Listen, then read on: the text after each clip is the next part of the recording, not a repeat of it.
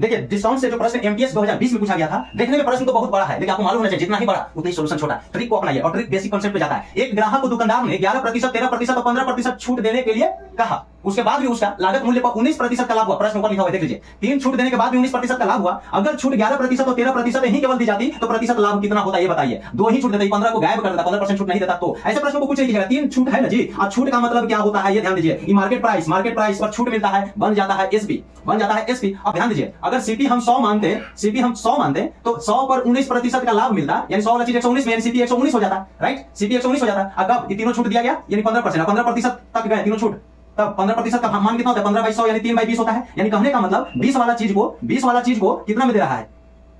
20 वाला चीज को हम 17 में, छूट देने के बाद 20 वाला चीज को हम 17 में बेच रहे थे, तब जाके 119 का लाभ हुआ।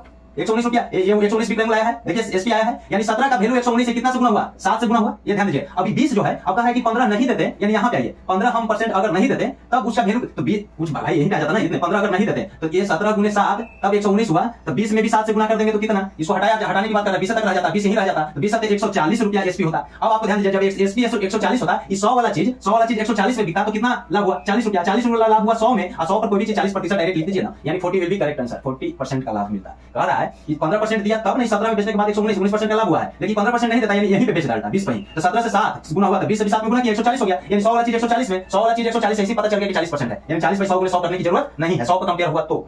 समझ में आया? लाइक शेयर कर दीजिएगा।